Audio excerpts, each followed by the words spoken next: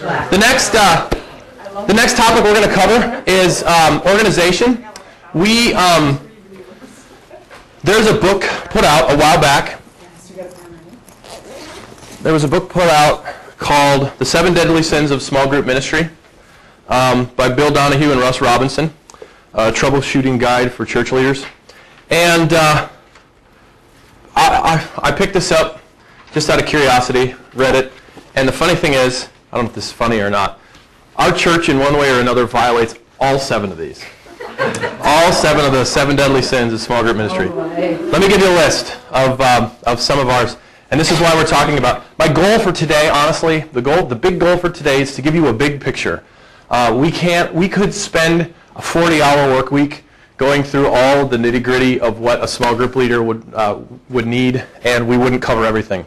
So my goal for today is to give you the big picture, to help you understand what's specific to our church, and then to have resources available for you to learn the things like leading a group meeting, keeping conversation going, asking good questions, dealing with conflict in your group, those sort of things. We'll give you training resources that you can do on your time so we don't have to do these all Saturday morning type things. So get you the shotgun here and then give you more detail later. So the 7 deadly sins of small group ministry.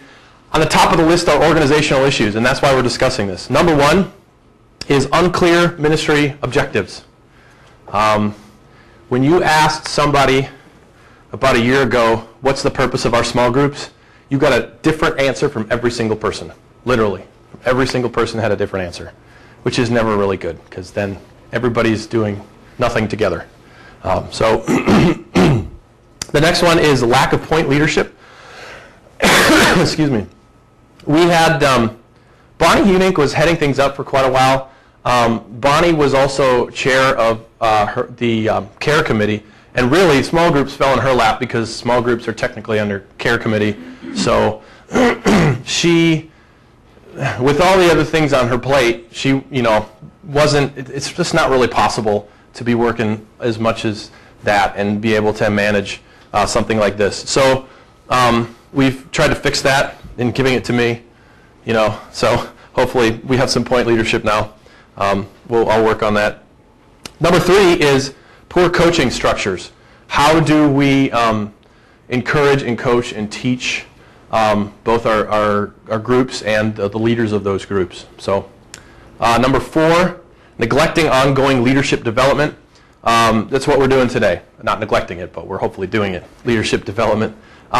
We're working on helping the leaders of our groups know what it means to be a leader, how to be a leader in your groups, and helping them to accomplish the goal of our groups.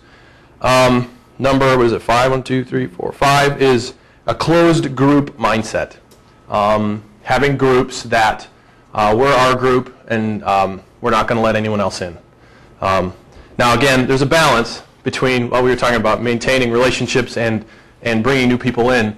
But I think what they're talking about here is having absolutely no desire for anybody new ever. So there's some of that going on, I think, in our church for a while.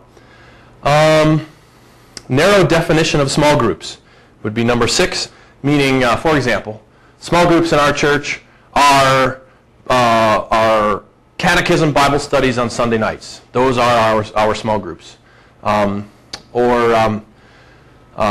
Just for example, one way I think people do it, and even at our church, is it's the Bible studies. It's specifically the home Bible studies. Those are our small groups.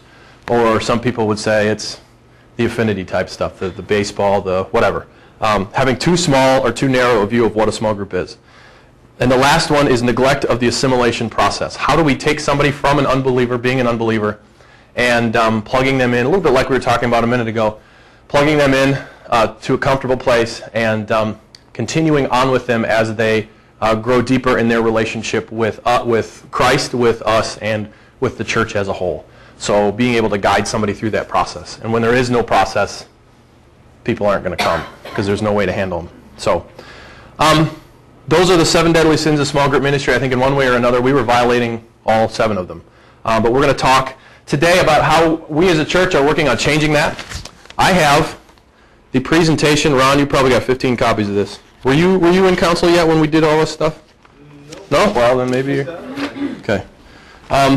this is a copy of the presentation that I gave to council regarding what, this is actually the edited and approved version of what, I had a whole different plan, and they said, we don't like that part of it, so I changed it.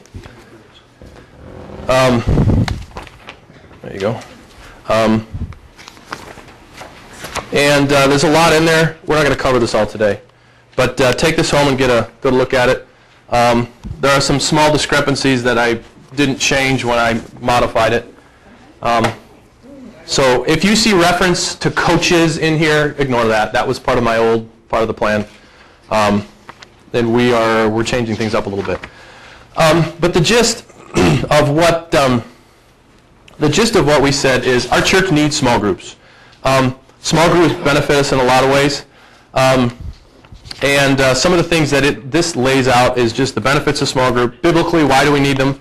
But also, how do we go about organizing and getting a coherent ministry put together so that we all understand what we're doing and we can train people to meet that goal.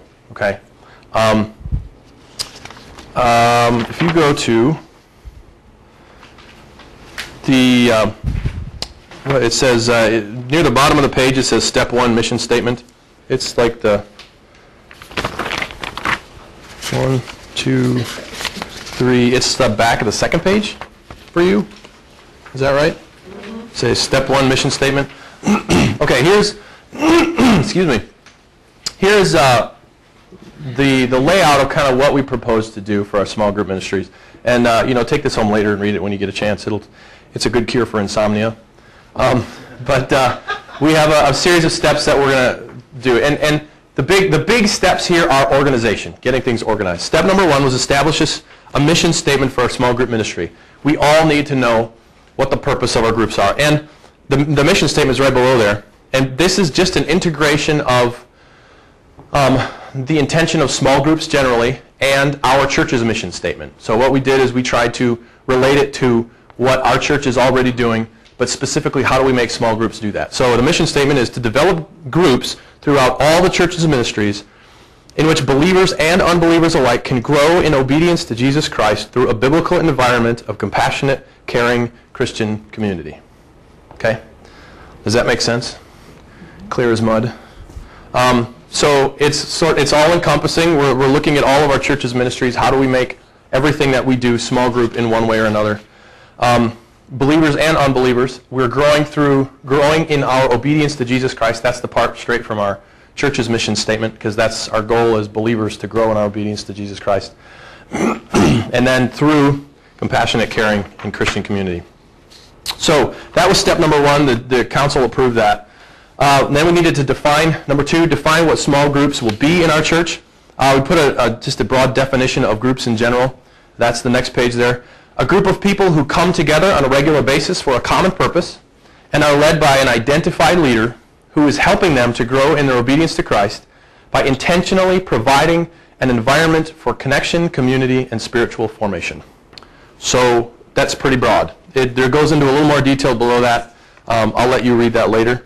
But just a definition of what is a group, and we'll talk a little bit about what we want our groups to be in just a minute. So that was step number 2. Step number 3 was to establish an organizational plan to help our groups grow and bear fruit.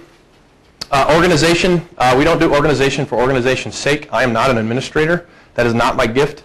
I hate administrating, but organization is good insofar as it helps people do what we want to do. So if organizational structure helps us to bring people to obedience in Jesus Christ, we're going to organize. So, and we'll talk a little bit about how we're going to organize our groups, so that if you have an issue as a leader and you want to know where you can get help, you know where you can get help with that issue. So, and we'll talk about that in a minute.